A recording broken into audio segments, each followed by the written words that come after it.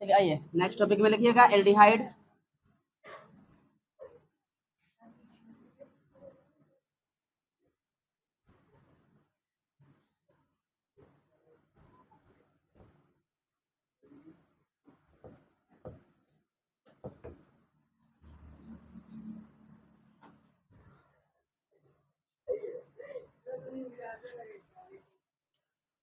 Aldehyde मूलक क्या होता है इसका? क्रियाशील मूलक लिखवा दिया गया था द्वितीयक अनुलग्न में। तो क्या होता है इसका मूलक? बोलिए, एल्डिहाइड का क्रियाशील मूलक क्या होता है? नहीं पता है ना? क्रियाशील मूलक होता है CHO। CHO ये होता है एल्डिहाइड का मूलक। इसको दो तरीके से लिखा जा सकता है। अभी तो सीधा दिखेगा, जब हम इसका संरचना सूत्र लिखेंगे तो ये बदल जाएगा। संरचना सूत्र में ये इस तरह से भी हो सकता है, CO चला जाता है ऊपर और H आ जाएगा, ये ऐसे हो जाएगा संरचना सूत्र में। चलिए तो उतारिएगा इसको। सामान्य सूत्र, सामान्य सूत्र वही होगा जो सब में होता है। शुरू में एल्किल समूह सब में जुड़ा होगा, जितना आप पढ़ेंगे लगातार सब में यही रहेगा। एक ही चीज याद रखना है, यानी कि CNH2n+1 ये एल्किल समूह है और प्लस में CHO ये इसके बाद में जुड़ा रहेगा। ये हो गया इसका सामान्य सूत्र। IUPAC name. चलिए अब बात करेंगे इसका नाम कैसे लेना है। इसका नाम होता है एल्केनॉल। एल्कोहल में OL जोड़ते हैं और एल्डिहाइड में AL, OL की जगह पर AL जोड़ेंगे। इसका नाम है एल्केनॉल। ठीक है, हिंदी में लिख दे रहे हैं, हिंदी में इसका नाम लेंगे एल्केनॉल। याद रहे इसका जो उच्चारण होता है एल्केनॉल भी होता है, एल्केनेल भी होता है, NAL नल भी पढ़ सकते हैं, NAL नेल। तो कई जगह पर किताबों में नेल भी मिलता है, तो उसे कंफ्यूज नहीं हो रहा है नल रहे या फिर नेल रहे। जबकि एल्कोहल में ऑल हो जाता है अंत में, तो ऑल हो जाता है वहां।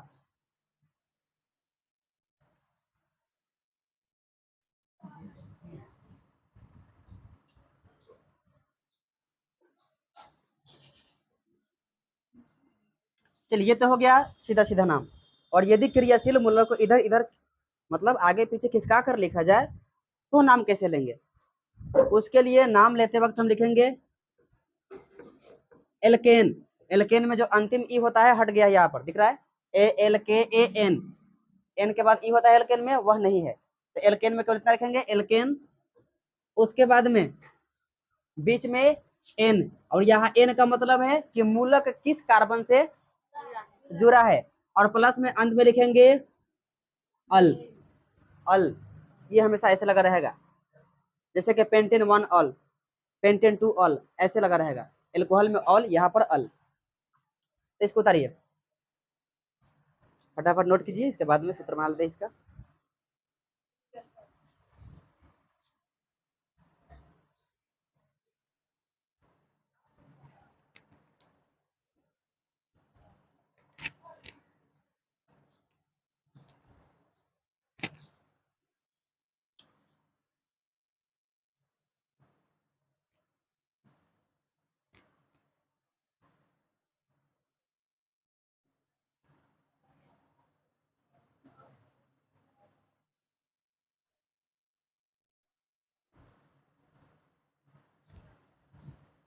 चलिए हो गया। वैसे अगर कंफ्यूजन हो तो यहाँ पर आप लिख सकते हैं एलके नल की जगह पर एलके नैल, मतलब ये दोनों नाम हम लिख सकते हैं एलके नैल, नहीं तो बाद में फिर कंफ्यूजन हो जाएगा, नल पढ़े या फिर नैल पढ़े, दोनों ही पढ़ सकते हैं, नल भी और नैल भी। इंग्लिश में तो वही रहेगा, हिंदी में केवल उच्चारण बदल जाता है।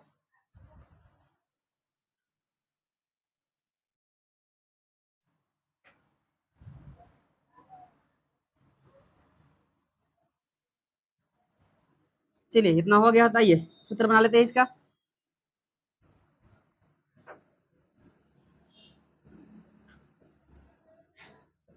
अनुसूत्र और इधर IUPAC नेम।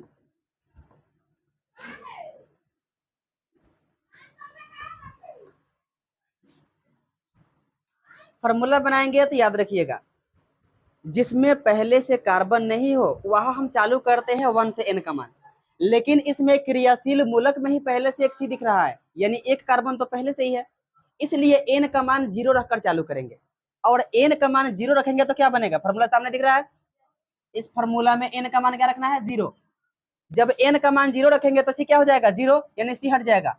और यहाँ पर रखेंगे 0 तो क्या हो जाएगा, C हो गया 0 और H 2 गुने 0 और प्लस में 1 और CHO क्या बना, ये तो खत्म हो गया, 0 है तो खत्म, 2 में 0 से गुना करेंगे 0 और प्लस में 1, 0 में 1 जोड़ेंगे तो केवल 1 यानी कि हाइड्रोजन कितना बचा, एगो, तो हो गया H और CH। ये पहला फॉर्मूला आपका बना HCHO, तो लिखेंगे यहाँ पर HCHO। अब नाम में आइए, नाम कैसे लेना है, पहले एल्केन, कार्बन की संख्या के आधार पर कितना कार्बन है, एगो कार्बन, तो क्या होगा मेथेन, तो हो जाएगा मीथेन और प्लस में अल, तो क्या हो जाएगा मेथेनॉल हो जाएगा। चलिए तो नाम इसका हो जाएगा मेथेन और प्लस में जोड़ देना है अल, हो गया मेथेनॉल। या आप हिंदी में भी नाम इसका लिख सकते हैं, हिंदी में लिखेंगे तो मेथेनॉल या फिर मेथेनैल, दोनों ही आप लिख सकते हैं नाम। आइए दूसरा, अब रखेंगे एन का मान 1, एन का मान 1 रखेंगे तो क्या बनेगा CH3, क्योंकि एल्किल समूह है, ये लिख दे रहे हैं, ये हमेशा यही बनेगा। जब 1 रखिएगा तो एल्किल समूह क्या बनता है, CH3।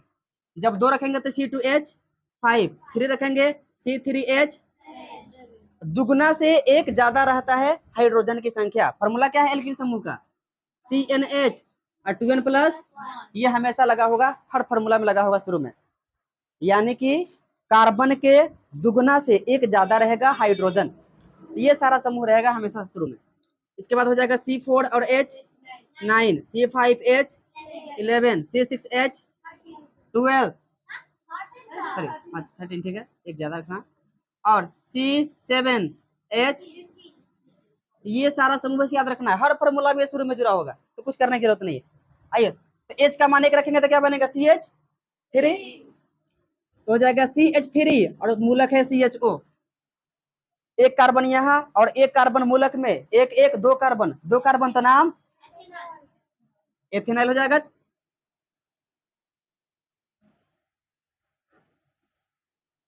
हो गया एथेनॉल, या फिर हिंदी में भी लिख सकते हैं एथेनॉल, नॉल या फिर नॉल। तीसरा वाला आएंगे, अब रखना है n का मान 2, n का मान 2 रखेंगे तो क्या बनेगा C2H5, दुगुना से एक ज्यादा, हो जाएगा C2H5 और CHO, नाम क्या होगा, 2 और 1, 3 को कार्बन, 3 कार्बन है तो प्रोपेन, तो हो जाएगा प्रोपेनाइल, प्रोपेनाइल। चलिए हिंदी में भी लिख लेंगे प्रोपेनाइल। चलिए इसके आगे बढ़ेंगे, इसी तरह रखेंगे यहाँ पर C3, तो H7CHO, 3 और 1, 4 कार्बन, तो क्या होगा ब्यूटेनाइल।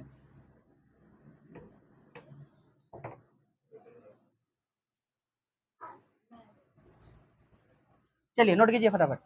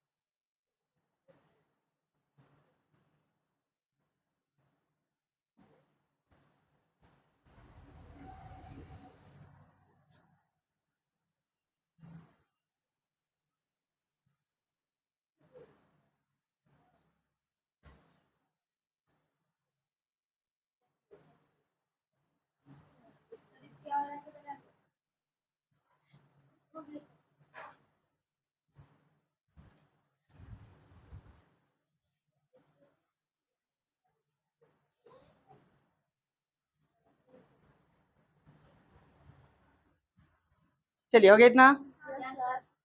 आइए इसके आगे आते हैं।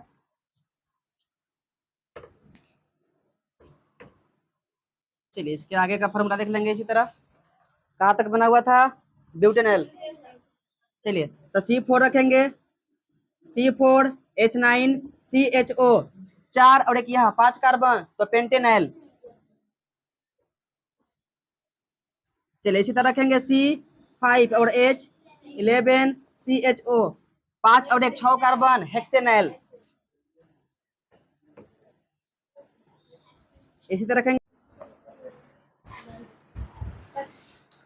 चलिए इतना हो गया होगा सबका। आइए अब देखेंगे इसका स्ट्रक्चर कैसे लिखना है। एक और चीज है यहाँ पर जो नाम आपका दिख रहा है, साधारण नाम कैसे लेंगे इसका? साधारण नाम में एल्डिहाइड ही पढ़ना पड़ता है। एल्डिहाइड है तो एल्डिहाइड, जैसे कि एल्कोहल वाला में एल्कोहल पढ़ना पड़ता है, वैसे ही एल्डिहाइड है तो एल्डिहाइड ही पढ़ेंगे। हाँ, एक दो नाम आपको बता दे रहे हैं। इसमें शुरू वाले दो का नाम थोड़ा सा अलग होगा और बाकी वाले का नाम अलग होता है। अगर इसका साधारण नाम बात करें, पहला वाला क्या था? HCHO। इसका जो IUPAC नाम है वह क्या है? मेथेनॉल। और इसका जो साधारण नाम होगा वह होता है फॉर्मल्डिहाइड। क्या हो जाएगा? फॉर्मल्डिहाइड।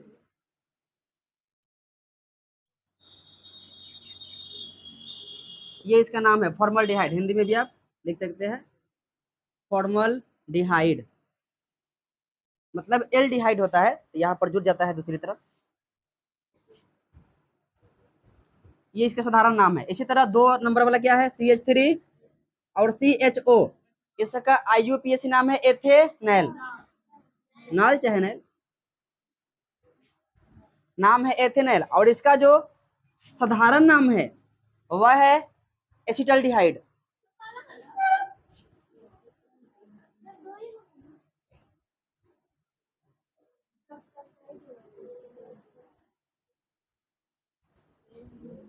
इसका साधारण नाम है एसिटल्डिहाइड। केवल आपको शुरू का 2 नाम याद रखना पड़ेगा, इसके बाद वाला का नाम सीधा है। इसके बाद वाला सब में एल्किल समूह जुड़ जाएगा। प्रोपेनॉल्डिहाइड, ब्यूटेनॉल्डिहाइड, हेक्सेनॉल्डिहाइड, पेंटेनॉल्डिहाइड, इस तरह से जुड़ते चला जाएगा। खाली शुरू वाला 2 को याद करना पड़ेगा, फॉर्मल्डिहाइड और एसिटल्डिहाइड। एसिड भी पढ़ेंगे तो उसमें भी यही शुरू वाला 2 नाम अलग है। मेथेनोइक अम्ल को फॉर्मिक अम्ल भी कहते हैं और एथेनोइक अम्ल को एसिटिक अम्ल भी कहते हैं। वहां भी फॉर्मल और एसिड जुड़ जाता है, मात्र 2 ही समूह में जुड़ता है, बाकी समय नहीं। ये बात याद रहेगा? याद रहेगा तो ठीक है, और याद नहीं रहेगा तो ये वाला समूह जहां पर लिखवाया गया था मेथेनॉल, वहीं पर आप लिख लीजिए ब्रैकेट में घेर कर फॉर्मल्डिहाइड, अगर जगह हो तो।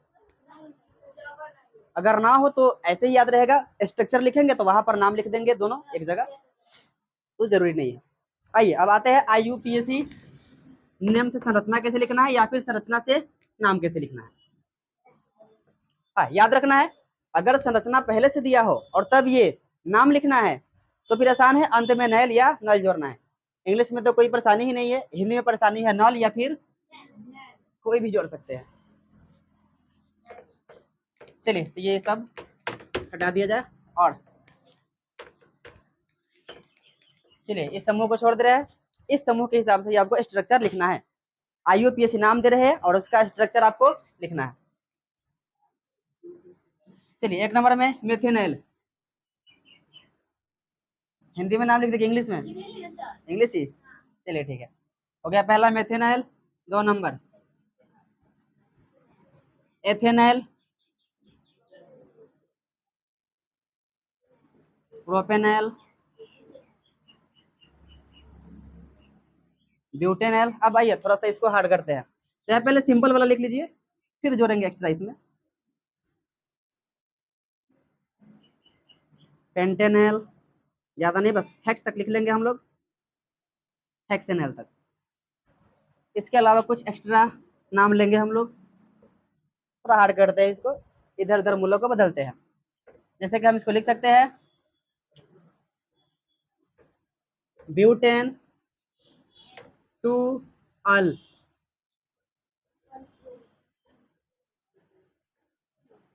पेंटेन टू अल,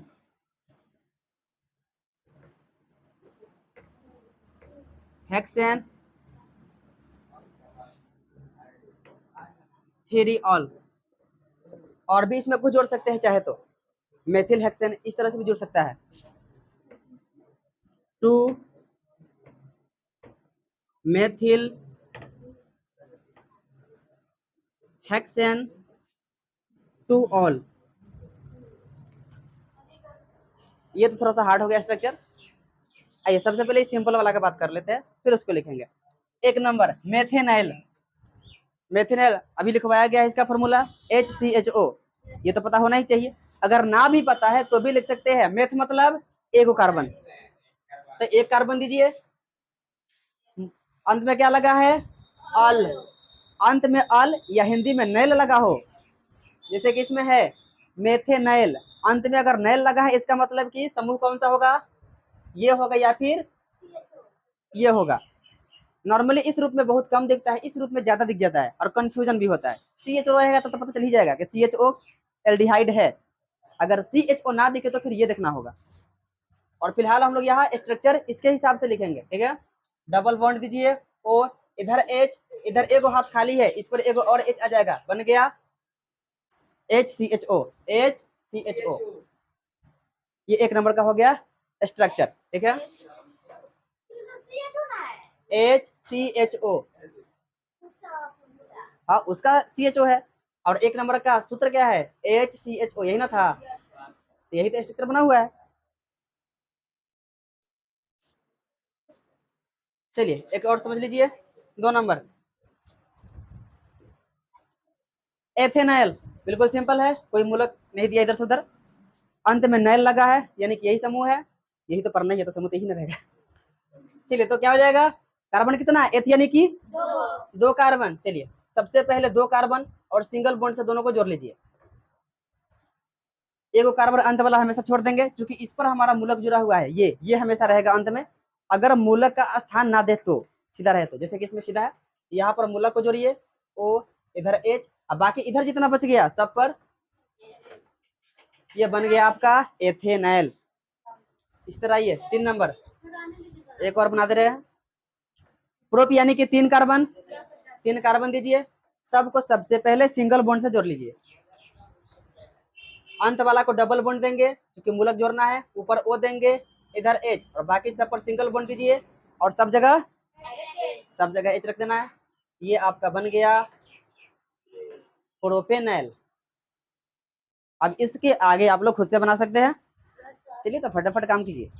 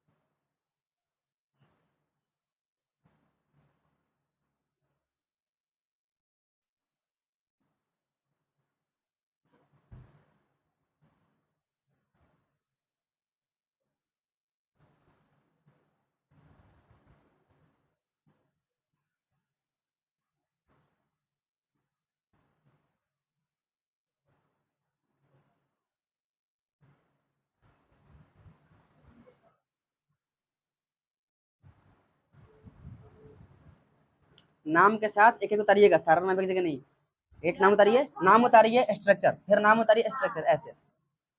हाँ, और ये जो मेथेन है लिखा हुआ है, इसको ब्रैकेट में घेर कर इसका साधारण जो नाम है उसको लिख लीजिएगा, फॉर्मल डिहाइड। स्ट्रक्चर जहाँ पर स्ट्रक्चर की जगह पर नाम लिखा हुआ है ना, तो मेथेनैल की जगह पर आपको नाम लिख लेना है फॉर्मल डिहाइड। इंग्लिश में लिख देगा हिंदी में? चलिए लिख लीजिएगा फॉर्मल्डिहाइड।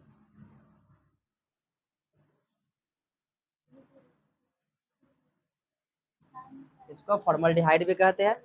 और इसी तरह एथेनॉल, इसका साधारण नाम क्या है? एसिटल्डिहाइड। एसिटल्डिहाइड, इसको भी लिख लीजिएगा। ये दोनों नाम ज्यादातर यूज में आता है।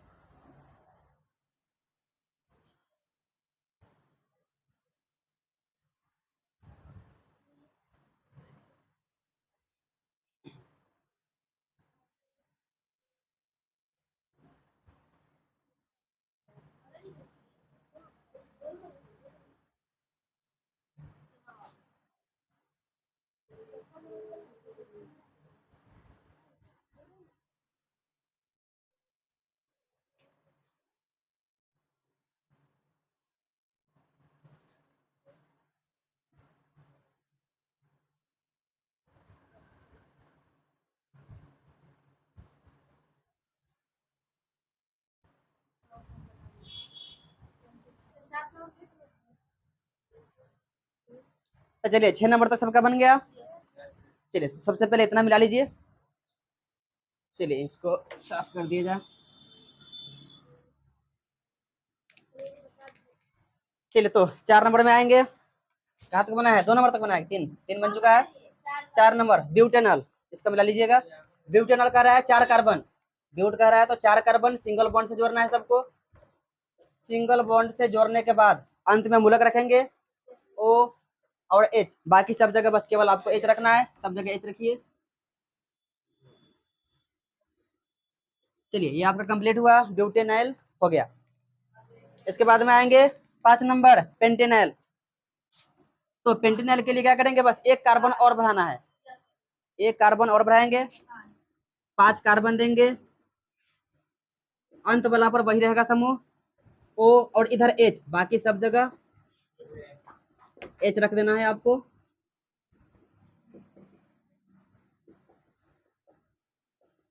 चलिए ये बन गया आपका पेंटेनॉल। हेक्सेनॉल बस एक कार्बन और बढ़ाना है और ये बन जाएगा हेक्सेनॉल। इसमें 6 कार्बन देंगे, हेक्स है तो 4 5 और ये हो गया 6 कार्बन। चलिए इसको डबल बॉन्ड से जोड़िए एच, बाकी सब जगह आपको केवल एच रखना है।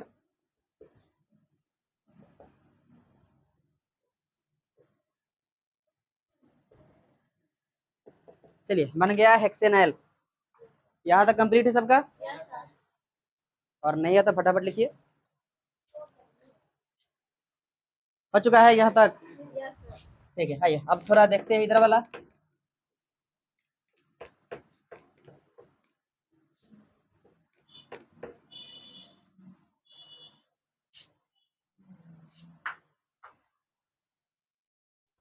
हो गया कंप्लीट?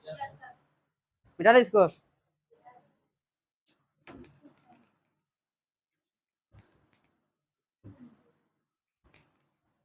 चलिए आइए अब लिखेंगे इसको। कह रहा है ब्यूटेन टू ऑल। ब्यूटेन यानी 4 कार्बन, सबसे पहले 4 कार्बन लीजिए, सबको सिंगल बॉन्ड से जोड़ दीजिए आपस में। इसके आगे आएंगे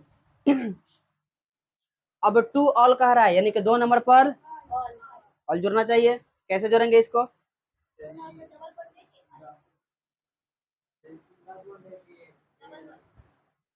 समूह दिख रहा है ना, एच ओ और इधर से एक हाथ इसका खाली है, यानी जब भी इसको जोड़ेंगे ये इस तरह से बदल जाएगा, सी एच ओ ऐसे हो जाएगा।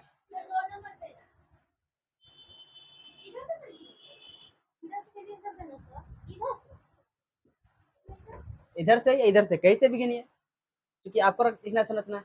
यहाँ से गिना है तो यहाँ पर कर दीजिए सी एच ओ।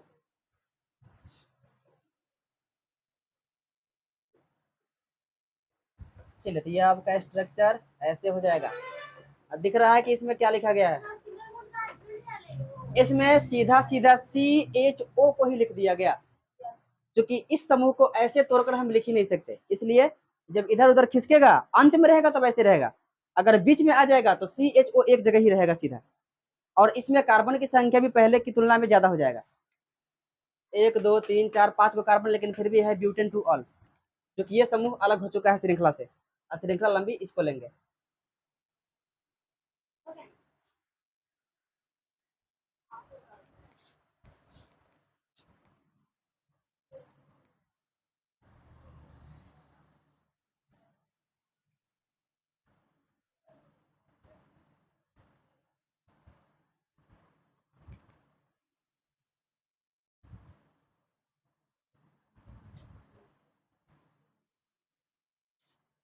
हो गया,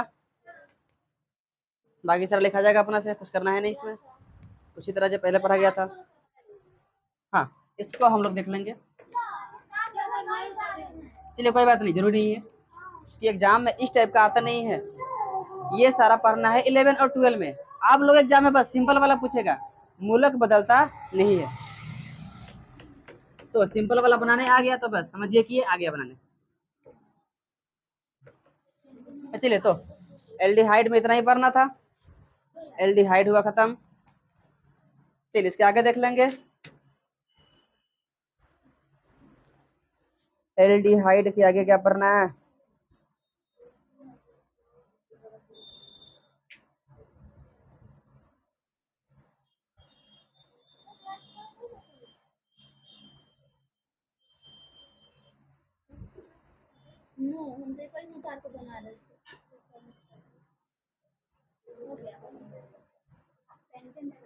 इसके आगे पढ़ना है कीटोन, ये ना है।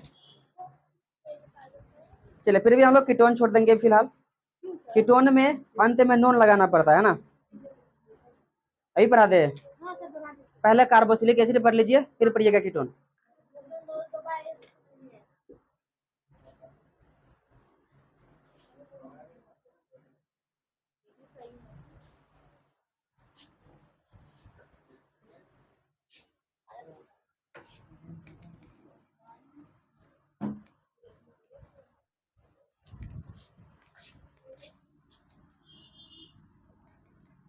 चलिए, तो नेक्स्ट टॉपिक है हमारा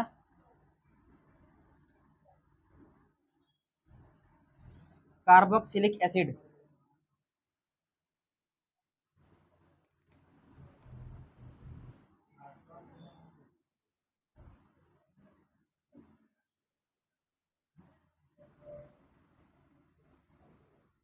कार्बोक्सिलिक एसिड या कहते हैं कार्बोक्सिलिक अम्ल,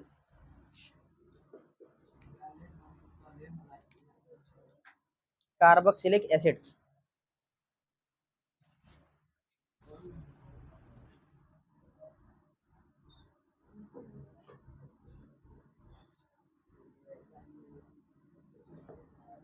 चलिए, इसमें जो क्रियाशील मूलक होता है वह होता है COOH, सिंगल बॉन्ड COOH। संरचना में ये भी हो सकता है और ये बदल भी सकता है। जब इसको संरचना के रूप में तोड़ कर लिखेंगे तो ये हो जाता है CO और इधर हो जाएगा OH, इस तरह से। या फिर O को भी और तोड़ सकते हैं, यहाँ भी सिंगल बॉन्ड देकर ऐसे लिख सकते हैं और ऐसे, इस तरह से या फिर इस तरह से। वही समूह है, यहाँ पर तोड़ कर लिख दिया गया। ये समूह जहां भी जुड़ा होगा समझ लीजिए कि एसिड है। चलिए बात करेंगे इसका सामान्य सूत्र का। इसका सामान्य सूत्र वही होगा CnH2n+1 और मूलक जोड़ देंगे अंत में COOH। ध्यान देने की बात है कि इसमें एक C पहले से ही है, इसलिए यहाँ भी N का मान 0 से स्टार्ट करेंगे। चलिए इसके आगे समझ लेते हैं IUPAC नेम।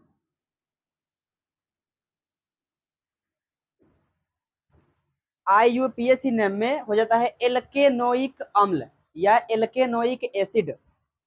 एल्केन के साथ ओइक जोड़ देते हैं तो बन जाएगा एल्केनोइक, या अल्क में नोइक जोड़ देते हैं तो भी हो जाएगा एल्केनोइक।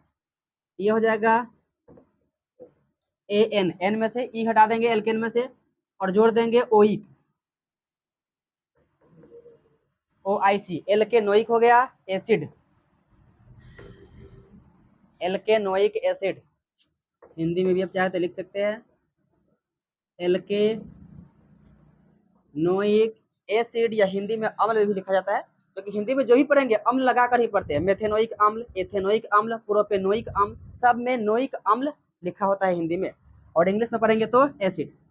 तो एल्केनोइक अम्ल हिंदी में अगर नाम लिखना हो तो एसिड के बदले में हम लोग अम्ल लिखकर लिखेंगे, ठीक है। चलिए आइए इसका सूत्र बना लेते हैं। चलिए इधर लिख देते हैं ताकि सारा एक बार में ही खत्म हो जाए।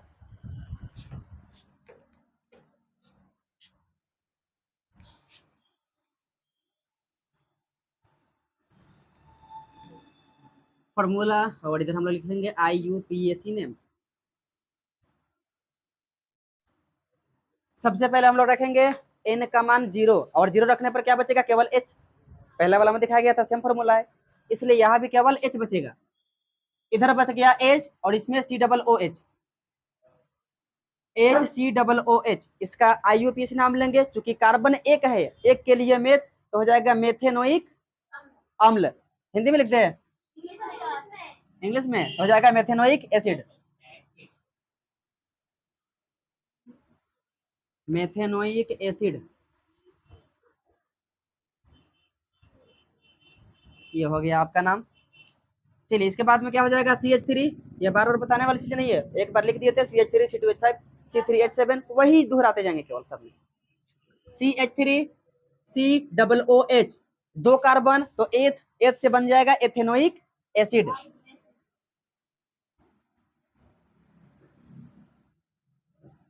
चलिए इसी तरह आगे हो जाएगा C2H5 COOH, कार्बन 3 हो गया, तो प्रोपेनोइक एसिड।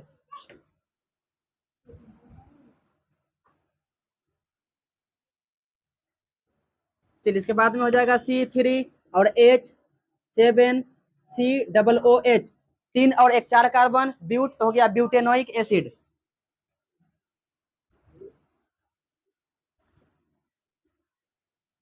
चलिए इसके आगे बनाएंगे C4 और H9 COOH, 4 और 1 5 carbon, pentanoic acid.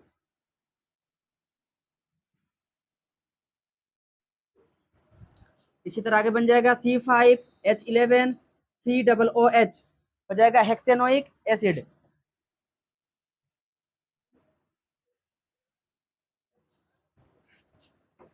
C6H13 COOH, 7 carbon, heptanoic acid.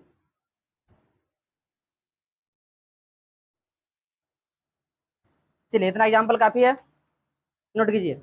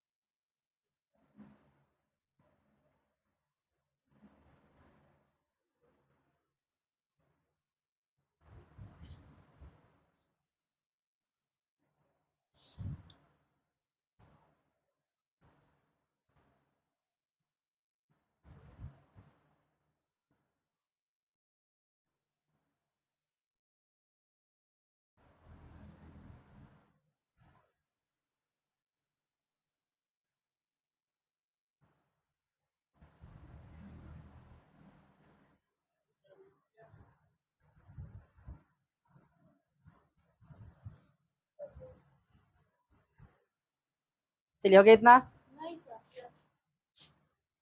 चलिए तो नाम लेने के लिए क्या चाहिए हमको, नाम लेने के लिए शुरू का बस संख्या याद रखना है, संख्या के साथ क्या जोड़ना है, एनोइक। संख्या के बाद में यानी कि मेथ एथ प्रोप ब्यूट में बस एनोइक जोड़ देना है। शुरू का केवल संख्या देखिए, कार्बन गिन लीजिए कितना है, उसमें एनोइक और एसिड जोड़ देना है, बस आपका बन जाएगा कार्बोक्सिलिक एसिड।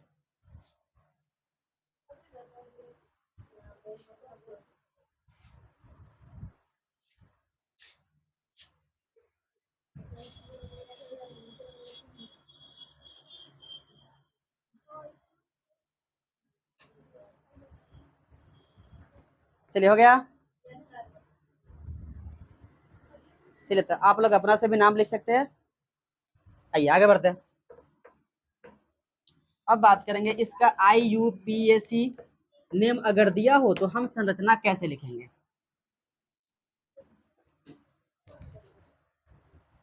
IUPAC नेम से संरचना, चलिए 1 नंबर का लिख लेते हैं।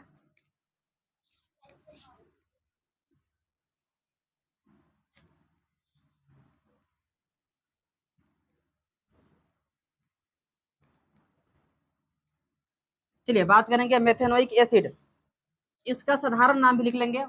इसको साधारण नाम होता है फॉर्मिक अम्ल।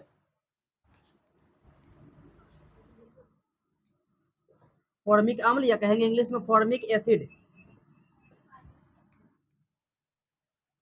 सामने दिख रहा है, यही इसका अनुसूत्र है। अब इसको संरचना सूत्र में बदलना है। अभी लिखे थे संरचना इसका COOH का, COOH संरचना का सूत्र क्या है, C डबल बॉन्ड ऊपर देंगे O, इधर देंगे OH, और इधर एक सिरा खाली है, ये हमारा मूलक है। एगो सिरा खाली, एगो H बचा हुआ है, COOH तो लिख दिए, तो एगो H यहाँ पर रख देंगे। पहला वाला का सूत्र बन चुका है आपका, हो गया HCOOH, ये बन चुका। 2 नंबर में आइए,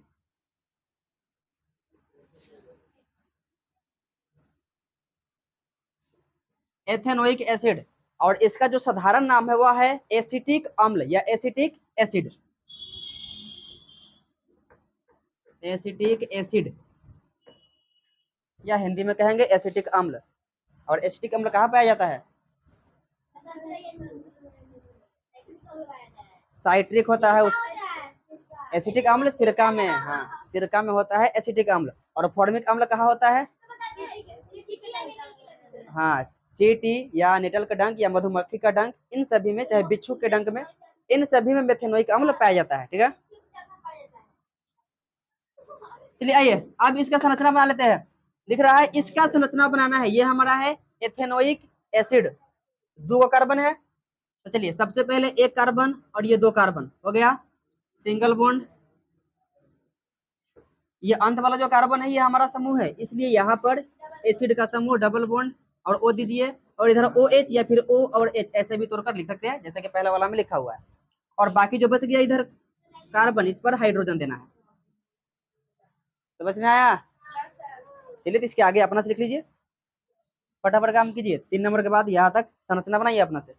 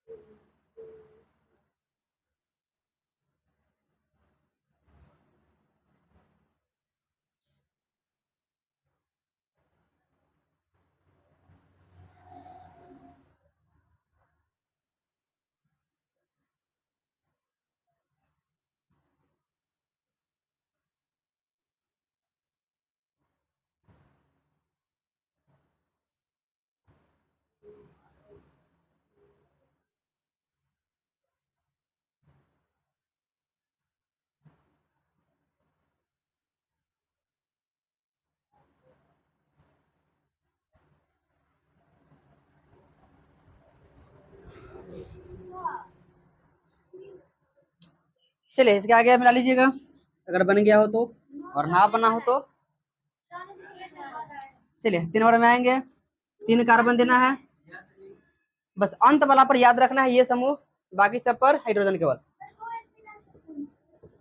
हाँ केवल OH भी लिख सकते हैं, या अगर आप ऐसे लिखिएगा तो भी और अच्छा।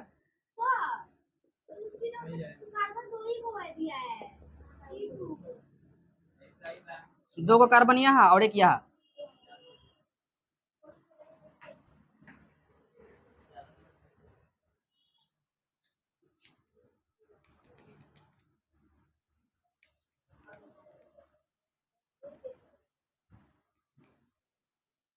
चलिए प्रोपेनोइक एसिड तक हो गया है।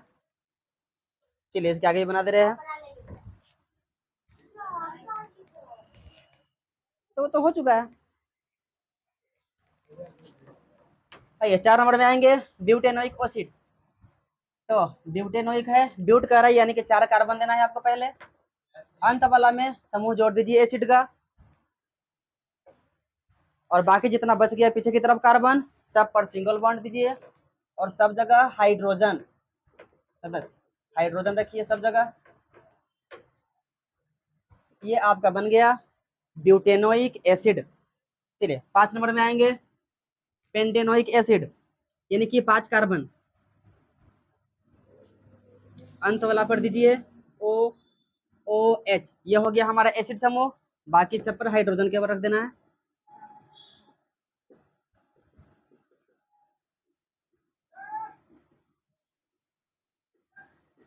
ये बन गया पेंटेनोइक एसिड। एक और लास्ट बना लेते हैं, बाकी सब ऐसे ही बनते जाएगा हेक्सेनोइक एसिड का। हेक्सेनोइक एसिड है 6 नंबर में, हेक्स है यानी कि 6 कार्बन देना है, अंत वाला समूह पर दे दीजिए एसिड को, और बाकी जितना भी कार्बन दिख रहा है सब पर सिंगल बॉन्ड और हाइड्रोजन। चलिए सब जगह हाइड्रोजन रख लेंगे।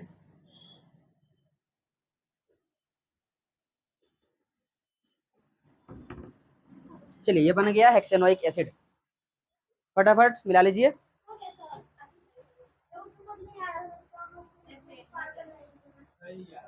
एक समूह में है और बाकी इधर हमेशा उससे कम दिखेगा।